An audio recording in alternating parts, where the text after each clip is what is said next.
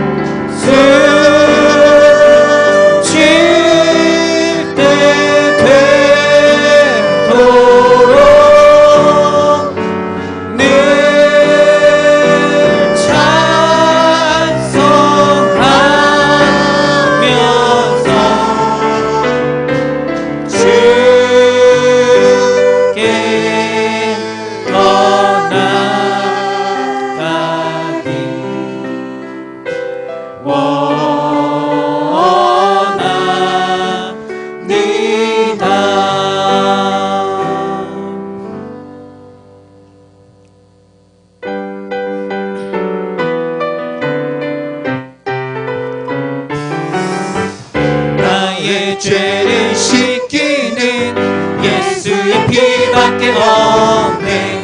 다시 정케 하기도 예수의 피밖에 없네.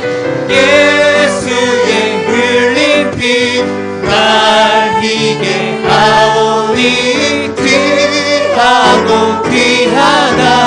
예수의 피밖에 없네. 나를 정케 하기는 예수의 피밖에 없네. 사죄하는 증거도 예수의 피밖에 없네.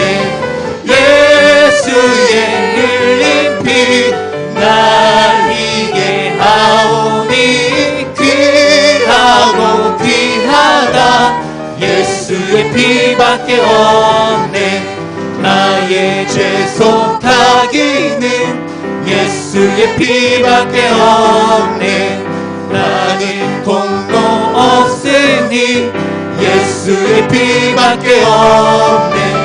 예수의 흘린 피 날 희게 하오니 귀하고 귀하다. 예수의 피밖에 없네. 평안함과 소망은 예수의 피밖에 없네. 나의 의는 이거는 예수의 피밖에 없네. 예수의 흘린 피 날 희게 하오니 귀하고 귀하다. 예수의 피밖에 없네. 영원토록 내 할 말 예수의 피밖에 없네. 나의 찬미 제목은 예수의 피밖에 없네. 예수의 흘린 피 날 희게 하오니 귀하고 귀하다. 예수의 피밖에 없네. 영원토록 내 할 말 예수의 피밖에 없네. 나의 찬미 제목은 예수의 피밖에 없네. 예수의 흘린 피 날 희게 하오니 귀하고 귀하다. 예수의 피밖에 없네. 주의 음성을 내가 들으니 살아난단 말일세. 믿는 마음으로 주께 가오니 나를 영접하소서. 내가 매일 십자가 앞에 더 가까이 가오니 그새 주의 흘린 보배 피로서 나를 정케 하소서. 주여 넓으신 은혜 베푸사 나를 받아주시고 나의 품을 뜻 주의 뜻같이 되게 하여 주소서. 내가 매일 십자가 앞에 더 가까이 가오니 그새 주의 흘린 보배 피로서 나를 정케 하소서. 주의 보좌로 나아갈 때에 어찌하니 기쁠까. 주의 얼굴을 항상 배우니 더욱 친근합니다. 내가 매일 십자가 앞에 더 가까이 가오니 그새 주의 흘린 보배 피로서 나를 정케 하소서. 우리 그 주의 넓은 사랑을 측량할 자 없으며 주시는 참된 기쁨도 헤아릴 수 없도다. 내가 매일 십자가 앞에 더 가까이 가오니 그새 주의 흘린 보배 피로서 나를 좀 빛의 사자들이여 함께 찬양하겠습니다. 빛의 사자들이여 어서 가서 어둠을 물리치고 주의 진리 모르는 백성에게 복음의 빛 비춰라. 빛의 사자들이여 복음의 빛 비춰라. 죄로든 밤 밝게 비춰라. 빛의 사자들이여 선한 사역 위하여 힘을 내라. 주 함께 하시겠네. 주의 크신 사랑을 전파하며 복음의 빛 비춰라. 빛의 사자들이여 복음의 빛 비춰라. 죄로 얻은 밤 밝게 비춰라. 빛의 사자들이여 주님 부탁하신 말씀 전하여 이 진리 전파하라. 선을 넘고 물 건너 힘을 다해 복음의 빛 비춰라. 빛의 사자들이여 복음의 빛 비춰라. 죄로 얻은 밤 밝게 비춰라. 빛의 사자들이여 동서남북 어디나 땅끝까지 주님만 의지하고 눈 어두워 못 보는 백성에게 복음의 빛 비춰라. 빛의 사자들이여 복음의 빛 비춰라. 죄로 얻은 밤 밝게 비춰라. 빛의 사자들이여. 우리 이 시간 주님 앞에 모든 것을 내려놓고 주님께서 들으시는 목소리를 듣기를 원합니다. 우리 이 시간 주님이 주시는 그 말씀을 통하여서 주님께서 이 자리에 임재하시기를 원하며 또 우리가 그 말씀을 듣고 새롭게 일어날 수 있는 새 힘을 얻을 수 있는 귀한 은혜의 시간, 성령의 임재 가득한 시간 될 수 있도록 우리 함께 기도하도록 하겠습니다. 우리 함께 주여 세 번을 치시도록 하겠습니다. 주여 주여 주여 주여 하나님 감사합니다. 오늘 우리를 이렇게 부르시고 우리를 이 귀한 시간에 우리가 예배의 자리에 있게 하여 주셔서 우리가 하나님의 말씀을 듣고 하나님을 더욱 가까이 할 수 있게 해주심 정말 감사드립니다. 우리가 있는 이 예배의 자리가 정말 매주 반복되는 정말 허무한 그런 자리가 아니라 그냥 반복되는 그냥 그렇게 지나가는 그런 자리가 아니라 정말 하나님께서 주시는 정말 그 귀한 말씀을 듣고 우리가 하나님과 함께 동행하는 새 힘을 얻을 수 있는 귀한 은혜의 자리가 되게 해주시옵소서. 아버지여 우리를 새롭게 주님의 말씀으로 우리를 새롭게 깨닫게 하시고 우리가 죄의 자리에 있던 우리가 뒤돌아서서 다시 한번 우리에게 정말 회개를 하고 정말 주님 앞에 다시 새롭게 다시 되돌아설 수 있는 귀한 회개의 자리가 되게 해주시옵소서. 귀한 예배의 자리가 되게 해주시옵소서. 우리 예배를 받으시고 우리가 이 자리가 정말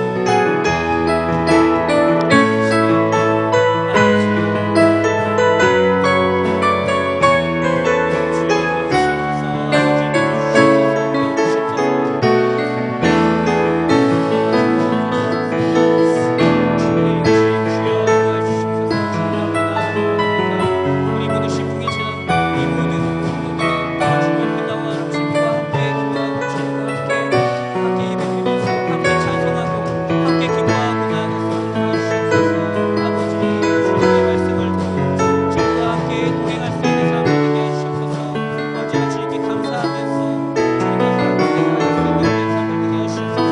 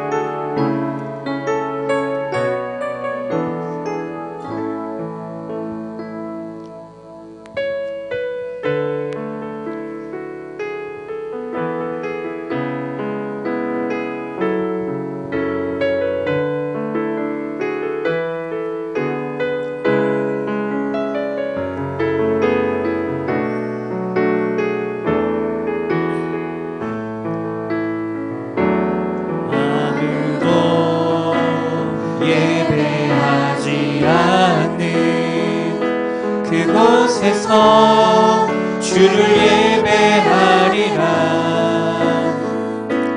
아무도 찬양하지 않는 그곳에서 나 주를 찬양하리라.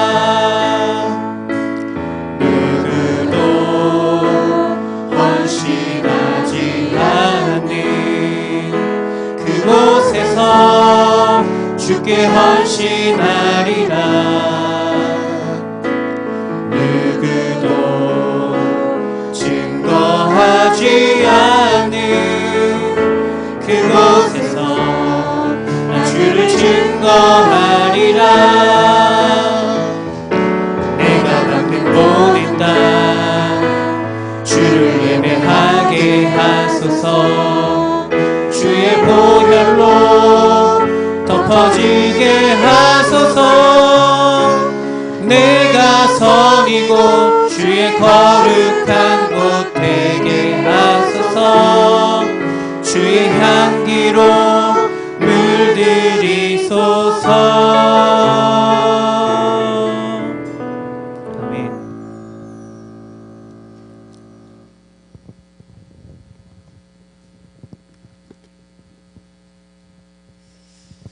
오늘 우리가 함께 하나님의 말씀은 예레미야서 31장 7절에서 14절까지의 말씀입니다.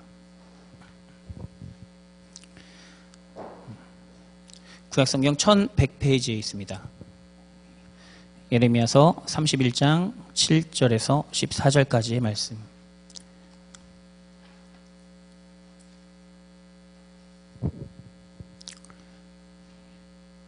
예레미야 31장 7절에서 14절까지입니다. 함께 교독하도록 하겠습니다. 여호와께서 이와 같이 말씀하시니라. 너희는 여러 민족 앞에 서서 야곱을 위하여 기뻐 외치라. 너희는 전파하며 찬양하며 말하라.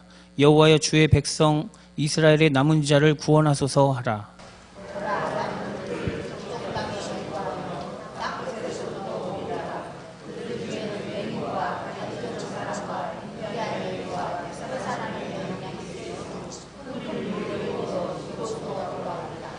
그들이 울며 돌아오리니 나의 인도함을 받고 간구할 때에 내가 그들을 넘어지지 아니하고 물 있는 계곡의 고든 길로 가게 하리라. 나는 이스라엘의 아버지요 에브라임은 나의 장자니라.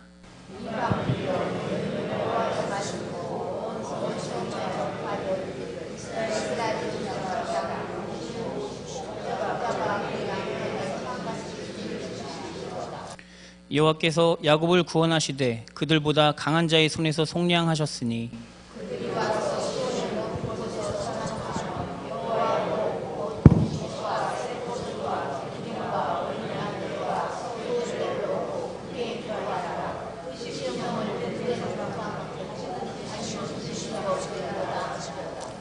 그때 처녀는 춤추며 즐거워하겠고 청년과 노인은 함께 즐거워하리니 내가 그들의 슬픔을 돌려서 즐겁게 하며 그들을 위로하여 그들의 근심으로부터 기쁨을 얻게 할 것임이라.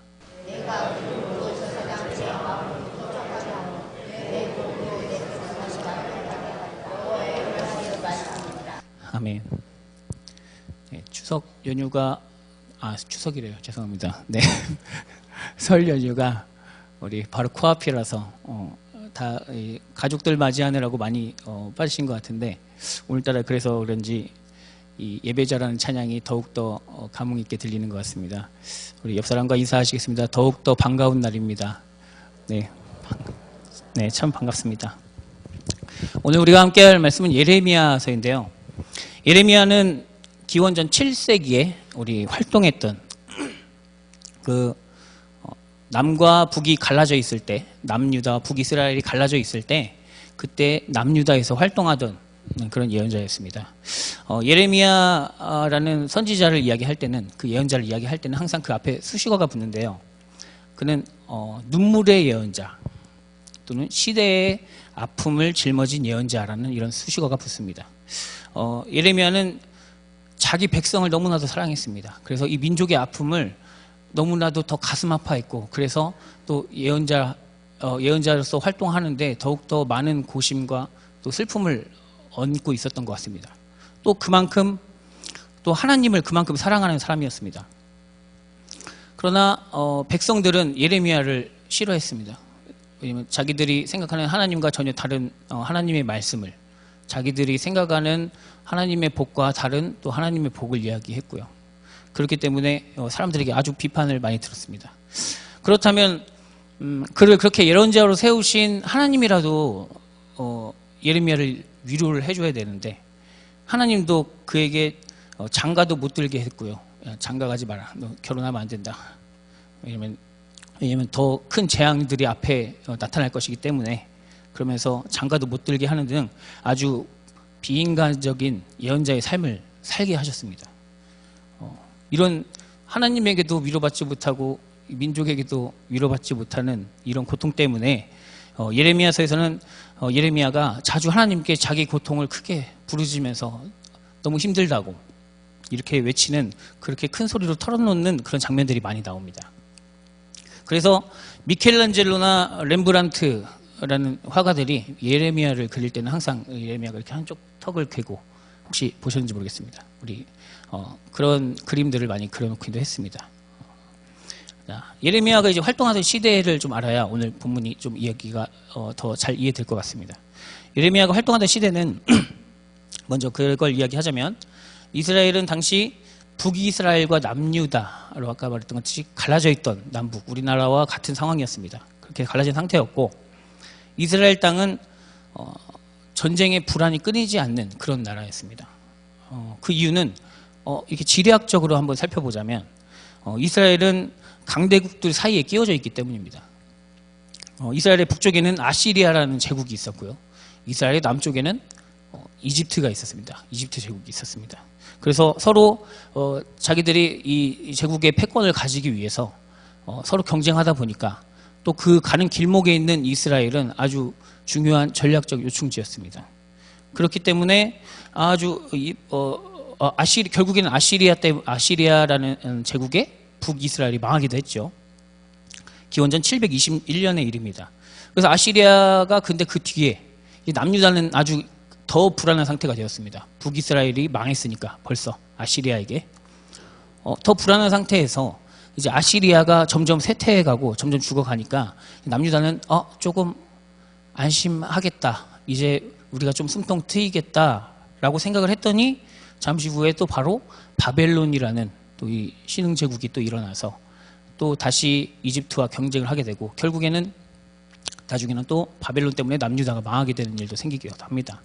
네. 그래서 아주 중요한 그때 당시에 바벨론은 그냥 이 남유다를 그냥 아주 아주 쉬운, 그냥 생각하면 마음만 먹으면 언제든 잡아갈 수 있는 그런 손쉬운 먹잇감 정도로 생각하고 있었습니다. 일본에 이제 대륙 진출을 하려고 우리나라를 식민지화하기도 했고요. 네. 또 요즘에는 미국과 중국 사이에 힘겨루기 때문에 우리가 이용당하면서 남북 사이가 더 안 좋아지기도 하고, 고래 싸움에 새우등 터지고 있는 우리 한반도의 모습과 아주 흡사합니다. 네. 지리학적으로는 그렇습니다. 그런데 예레미야는 이 민족이 받는 요인, 고통받는 요인을 좀 다르게 보았습니다. 이스라엘이 전략적 요충지이기 때문에 고통을 받는 것이 아니라, 나라의 책임자들은 하나님의 가르침을 무시하고 정치적 동맹으로 또 자신들의 살 길을 찾으려고 했고, 또 사람들은 하나님의 말씀을 듣기보다는 이방신들을 믿으면서 예레미야의 이런 예언도 듣지도 않고, 또 이 예배를 뭔가 마술이 이루어지는 시간으로 착각하고 잘못 이해하고 있었기 때문에 너희가 지금 고통을 받는 것이다 라고 이렇게 이야기를 했습니다. 자, 오늘 본문의 7절에서 예레미야는 하나님께서 이렇게 말씀하셨다고 합니다. 여호와의 주의 백성 이스라엘의 남은 자를 구원하소서, 이스라엘의 남은 자를 구원하소서라고 외치라, 그렇게 찬양하라 라고 하나님께서 말씀하셨다라고 하나님의 말씀을 전합니다.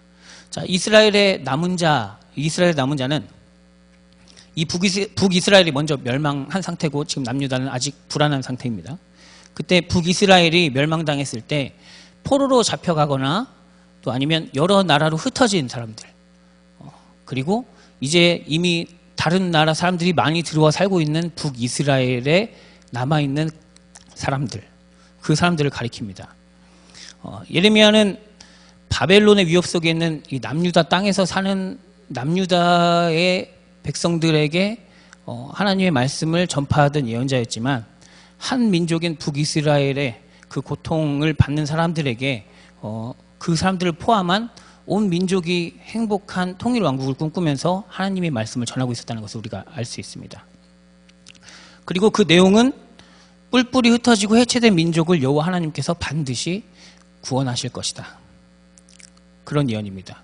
그 이유는 하나님께서는 그 뒤에 구절에 계속 보면 하나님께서는 이스라엘의 아버지이시고 에브라임은 하나님의 장자이기 때문에, 그렇기 때문에 하나님께서 반드시 구원하실 것이다라는 고통받는 백성들에게 희망의 메시지를 전하고 있습니다. 이제 8절과 9절로 이어지는 내용을 보면 구원받는 자들 중에 이런 사람들이 포함되어 있다고 합니다. 맹인, 다리 저는 사람, 잉태한 사람, 해산하는 여인, 이런 모든 사람들이 포함된다고 합니다. 이것은 이 세상이, 그 구원받을 세상이 그 누구도 배제되지 않는 하나님의 나라, 그 어떤 사람도 정말 이 세상에서 소외받을 만한 사람들도 그 하나도 빼놓지 않은 보편적인 하나님 나라가 이루어질 것이다 라고 이야기해주고 있는 것입니다. 그리고 그들은 울면서 돌아올 것이고, 하나님께서는 그들을 넘어지지 않게 안전하게 또 물이 있는 계곡, 곧 풍요롭고 비옥한 땅으로 고향 시온으로 돌아오게 할 것이라고 합니다. 오늘 말씀의 10절부터는 예레미야는 그 구원을, 너희들이 구원받을 것이다라는 고통을 이스라엘 백성에게 전했던 반면 10절부터는 이제 이방인들에게 전합니다. 하나님이 이스라엘을 구원하시는 것은 은밀하게 일어나는 것이 아니라 온 세상이 알도록, 온 세상에 알도록 분명하게 나타난다는 뜻입니다. 12절에 나타난 이스라엘의 구원의 상태를 보겠습니다. 함께 읽어볼까요? 12절 함께 읽어보겠습니다. 시작.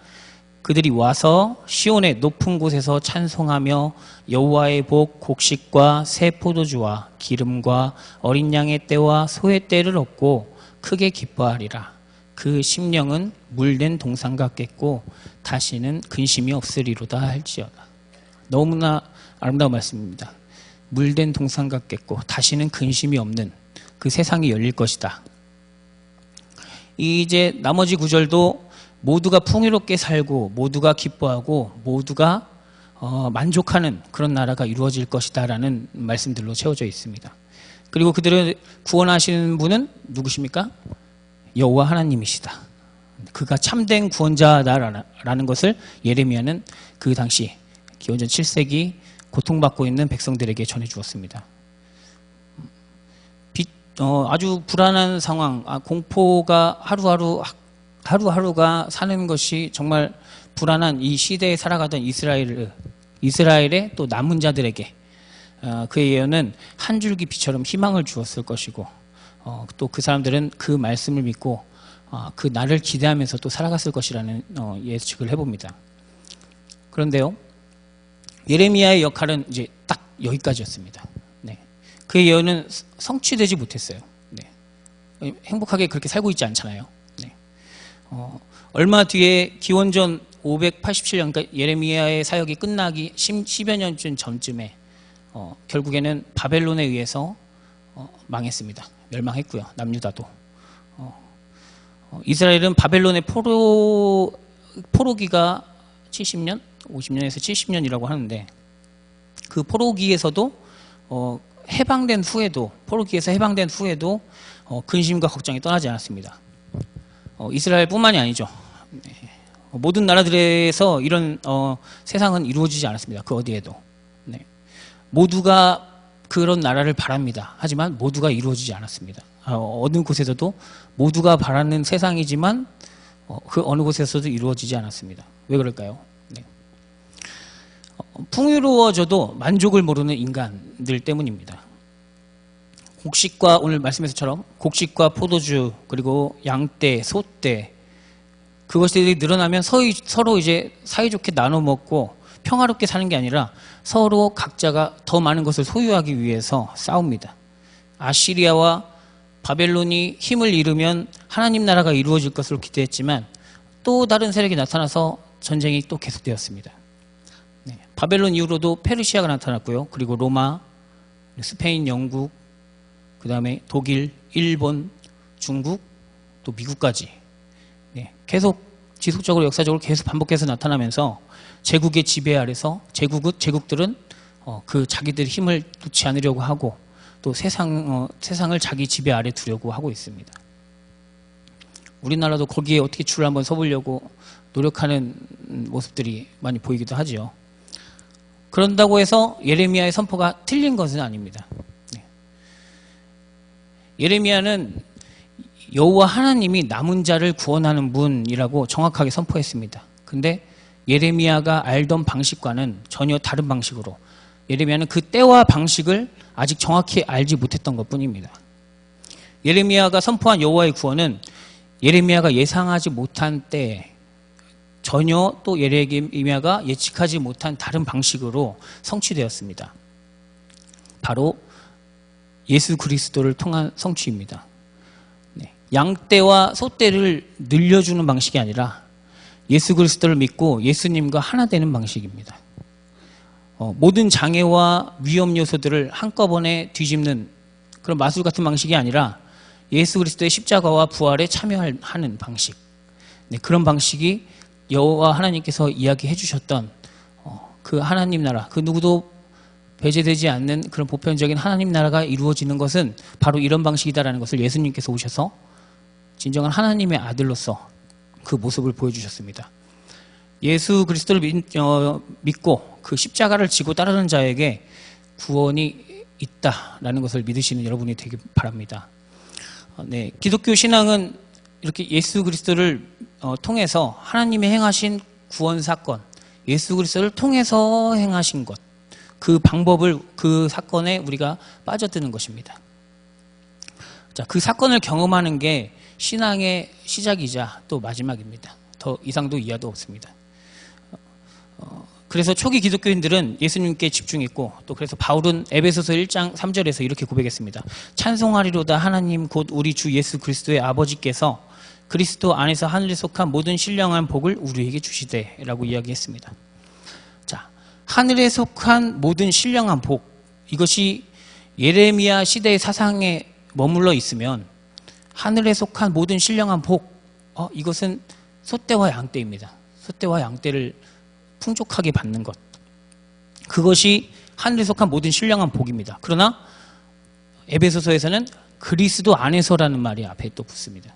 그리스도 안에서 하늘에 속한 신령한 복, 그것이 붙습니다. 네. 예수 그리스도를 체험한 바울은 그것이 그리스도 안에서 그 복이 주어지는 것이라고 보았던 것입니다. 자신의 신앙이 거기까지 나아간 사람은 삶이 예수 그리스도 안에서 복이 온다라는 것을 생각하는 사람은 이 자기 삶이 자기 마음대로 풀리지 않아도 찬송할 수가 있습니다. 그리고 힘들기도 하고 짜증이 날 때도 있지만 그리스도 안에서 하늘에 속해 있는 사람이다라는 것만으로 하나님과의 또 사귐 안에 있다는 것만으로 기뻐할 수 있는 사람이 될 수 있습니다. 네. 기뻐할 수밖에 없습니다. 그런 사람들이 그리스도 안에서라는 것이 붙으면 소떼와 양떼가 없어도 행복하다는 것입니다. 초기 기독교인들도 이렇게 물질적 조건이나 사회적 신분에 상관없이 찬송할 수 있었기에 예수 그리스도의 사건을 복음이라고 했습니다. 복음, 복음이구나. 기쁜 소식이다. 우리가 알지 못했던, 우리가 생각하지 못했던 전혀 다른 방식이었구나. 그동안 아무리 여호와 하나님께서 도와주신다고 해도 우리의 고통이 사라지지 않았는데, 네. 그래서 기쁜 소식이 우리에게 회방의 소식이 구원받은 이것이 진정한 구원이구나 라는 것을 그들은 체험했던 것입니다. 그래서 초대교회의 모습을 보면 모든 소유의 필요에 따라 나눴었다. 이것이 그래서 그 사람들에게 실제적으로 이루어질 수 있었던 것입니다. 그런 인식과 경험이 없으면 우리가 아무리 진실하게 세상을 산다고 하더라도 예수 그리스도를 경험하지 못한 예레미야 영성에 머물러 있는 것입니다. 이것이 틀리다고 말할 수는 없지만 예수 그리스도를 믿고 경험한 우리에게는 그 예레미야 때까지의 신앙에는 아직 그때까지는 한계가 있었구나. 그래서 예수님이 오셔서 직접 몸으로 실천하시고 보여주셨구나라는 것을 깨달을 수 있는 것입니다. 하나님이 말씀하셨던 것은, 그리고 하나님이 주셨던 율법들은 그런 뜻이 아니었는데 인간들이 인간 중심적으로 해석을 했기 때문에 그 당시에는 그렇게밖에 사람들이 이해하지 못했던 것입니다. 욥의 이야기에서도 그런 것을 볼 수 있습니다. 욥이 왜 나한테 이렇게 비극적인 일들이 일어나게 해주셨나요? 하나님, 나는 하나님을 잘 믿는다고 생각을 했는데 왜 나한테 이런 비극을 주나요? 했는데 하나님은 동문서답을 하는 것처럼 이상한 대답을 합니다. 그토록 소중한 7 자녀와 평생을 공들여 쌓아온 모든 것을 한순간에 잃은 사람한테 왜 나한테 이런 고통이 왔나요? 했는데 그 고통의 이유에 대한 대답은 해주시지 않고 갑자기 이런 말씀하십니다. 땅속 깊은 곳을 거닐어 보고 광대한 세상을 달려보았냐? 오리온 자리가 그리고 큰 군자리에게 하늘길을 정해준 적이 있느냐? 타조가 땅에다가 알을 낳고 험하게 그 알을 다루는 것, 그렇게 만든 게 누구이냐? 이런 엉뚱한 질문을 하시는 게 하나님이셨습니다. 인간이 보기에는 정말 황당한 대답이 아닐 수가 없습니다. 자, 하나님은 온 세상을 창조하셨고 온 생명을 중심으로 생각하시는데 인간은 하나님의 말씀을 인간 중심에서만 생각을 하기 때문에, 그렇게 사고하기 때문에 그것을 일깨워주기 위한, 온 생명 중심이다, 내가 창조한 모든 것을 중심에 두고 있는 나다라는 것을 일깨워주기 위한 하나님의 대답이었던 것입니다. 예수님이 기꺼이 자기의 몸을 내어주신 것도 높은 곳과 권세를 위해서가 아니라, 높은 곳을 위해서가 아니라, 그 권세를 가지게 하기 위해서가 아니라 고작 살아남는 게 목표인 사람들, 그 사람들을 위해서 예수님께서는 자기 몸을 내어주셨습니다. 우리가 예수 그리스도의 그 길을 따라갈 때 예레미야가 예언했던 모두가 기뻐하고 만족하는 세상, 강자가 아닌 온유한 자가 이 땅을 차지하게 되는 세상, 그 세상이, 그 나라가 열리는 것입니다. 누가복음 15장 11절에서 32절 탕자의 비유가 있습니다. 내용들 잘 아시죠? 네, 그 내용은 여러분들이 잘 아시기 때문에. 근데 잠시만 살짝만 이야기해보자면, 우리 탕자인 둘째 아들은 아버지의 품을 떠났다가 모든 재산을 탕진하고 모진 고생 끝에 아버지를 기억을 합니다. 아버지와 함께 있을 때, 그때가 그냥 함께 있을 때 그것이 그때가 가장 행복했던 때였구나 라는 것을 깨닫게 되고, 나를 그냥 품꾼 정도로 생각하더라도 아버지께 돌아가 사죄하기로 마음을 먹었습니다. 하지만 아버지는 그의 생각보다 더 큰 사랑을 가지고 둘째 아들을 이렇게 환대해 줍니다. 자, 돌아온 아들에게 제일 좋은 옷을 입히고 가락지를 끼우고 새 신발을 신기고 살찐 송아지를 잡아서 잔치를 엽니다. 그렇게 이제 아들은 용서받았고 모든 것은 제자리로 돌아와서 행복하게 끝나는 듯이 보였습니다. 그런데 문제는 생각하지 못한 곳에서 다시 일어납니다. 첫째 아들에게서 생겨났죠. 그냥 항상 함께 있던 성실해 보였던 그 첫째 아들에게서. 모범생이었던 그 큰아들은 항상 신실했던, 나를 위해서는 염소 한 마리도 잡아주지 않았던 아버지가, 아니 저렇게 문제와 같은 내 동생을 위해서 잔치를 열어주다니, 나는 그렇게 신실하게 아버지 곁을 지켰는데 아무것도 안 해주시더니 이라는 생각을 하게 됩니다. 그는 동생을 위한 잔치가 열리는 동안 아주 불편한 마음으로 일관되어 있었고, 아버지가 권면을 다시 들어오라 했지만 그 잔치가 열리는 내내 들어가지 않았습니다. 네. 누가복음의 이 누가는 모든 차이와 이데올로기, 모든 의견 차이, 이런 것들을 덮어주는 아버지의 사랑, 거기에서 구원을 보았던 것입니다. 선만이 아니라 악까지도 품어주는 사랑, 그것까지 구원해 주시는 사랑, 그것이 예수님의 사랑의 방법입니다. 네, 그 사랑의 극치가 예수님 사건이었으나 사람들은 그것에서 빛을 보지 못했죠. 그렇기 때문에 예수님은 죽으셨던 것입니다. 그러나 다시 부활하심으로 진정한 하나님의 뜻이 그 안에 있다. 그의 말씀 속에, 그의 삶 속에 이것이 진정한 하나님의 뜻이다라는 것을 다시 살아나심으로 확증해 주셨던 것입니다. 예레미야가 본 여호와의 구원, 이것은 예수님에게서 성취되었습니다. 예수님은 죄와 죽음으로 이 마음의 근본이 훼손되어 있는 우리가 그래서 죽는 순간까지도 방황하고 하나님의 뜻을 따르고자 하지만 따르지 못하는 죄를, 그런 실수를 반복하는 우리를 그가 언제나 받아주실 준비가 되어 있고, 예수님은 그래서 우리가 언제나 끝까지 결국에는 돌아가야 할 구원의 자리, 또 구원자이십니다 라는 것을 우리가 믿었으면 좋겠습니다. 우리가 진정한 구원자이신 예수님을 따라 사는 여러분들이 되기를 기원합니다. 아멘. 놀라운 은혜로 우리를 부르신 하나님, 그 은혜와 사랑을 우리가 감당할 길이 없습니다. 하나님의 사랑을 우리는 다 알 수 없습니다. 하지만 사슴이 시냇물을 찾듯이 우리가 주님을 더욱 갈망하고 깊이 알아가며 주님의 말씀이 주는 즐거움을 놓치지 않게 해주시옵소서. 여호와로 인하여 기뻐하는 것이 너희의 힘이니라, 이 말씀이 나의 고백이 되게 해 주시옵소서. 예수님의 이름으로 기도합니다. 아멘.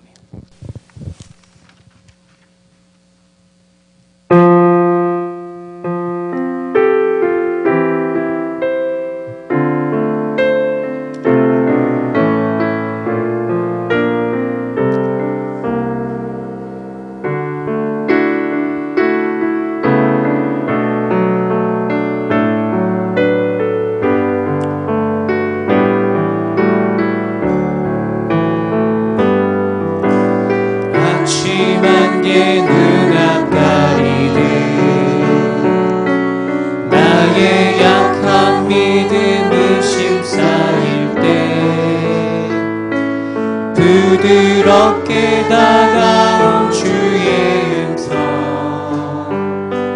아무것도 염려하지 마라.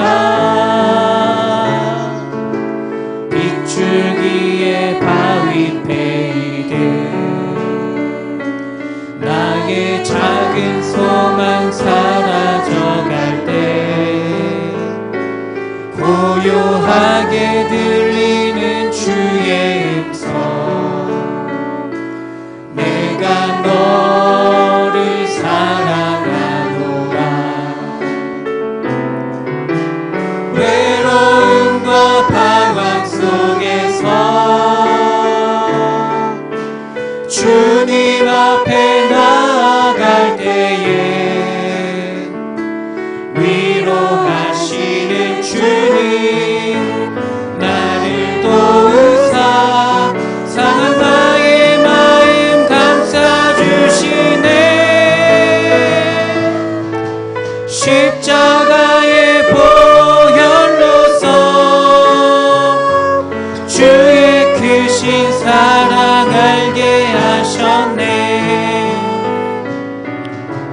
주님께 감사하리라. 언제나 주님께 감사해. 외로움과 방황 속에서 주님 앞에 나아갈 때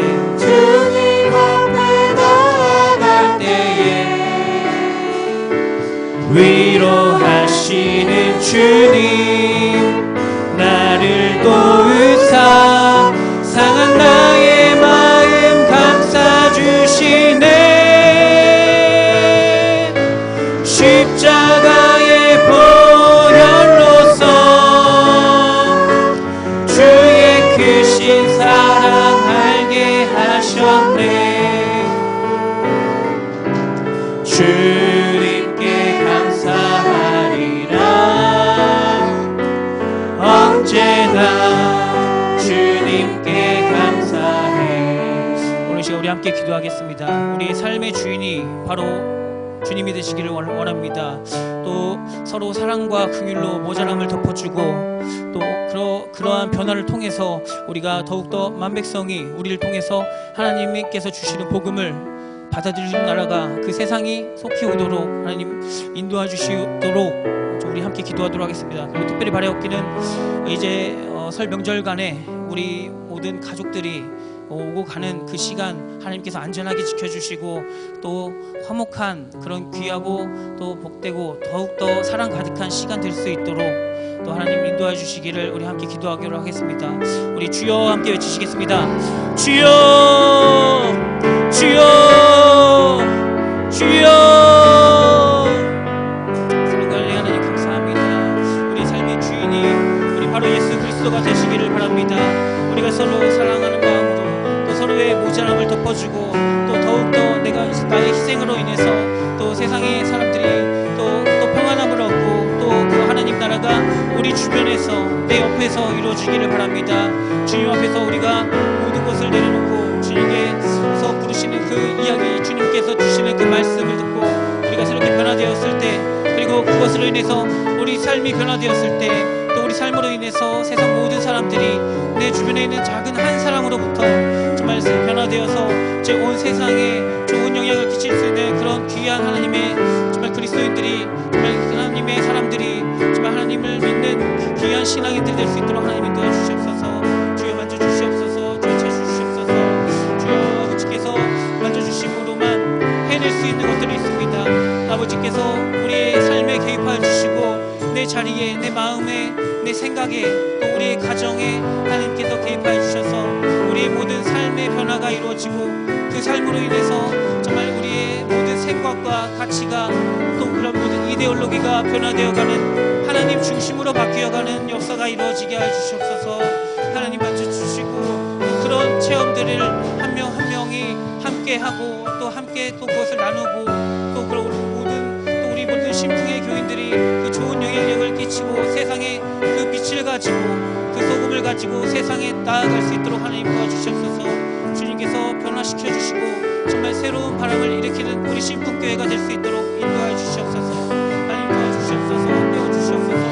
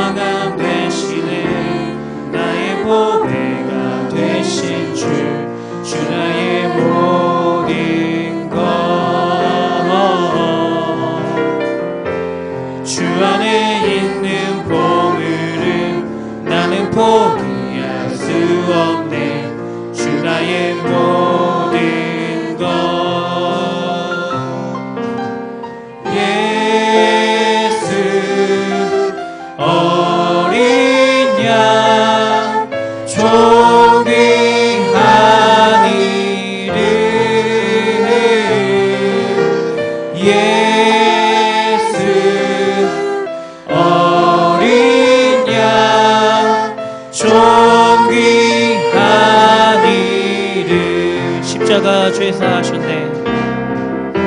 십자가 죄사하셨네. 주님의 이름 찬양해. 주 나의 모든 것. 쓰러진 나를 세우고 나의 빈장을 채우네. 주 나의 모든 것. 예수 어린 양 좀 귀한 이름. 예수 어린 양 좀 귀한 이름.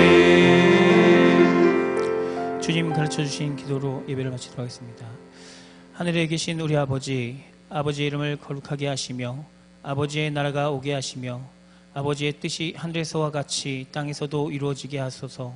오늘 우리에게 일용할 양식을 주시고 우리가 우리에게 잘못한 사람을 용서해 준 것 같이 우리의 죄를 용서해 주시고 우리를 시험에 빠지지 않게 하시고 악에서 구하소서. 나라와 권능과 영광이 영원히 아버지의 것입니다. 아멘.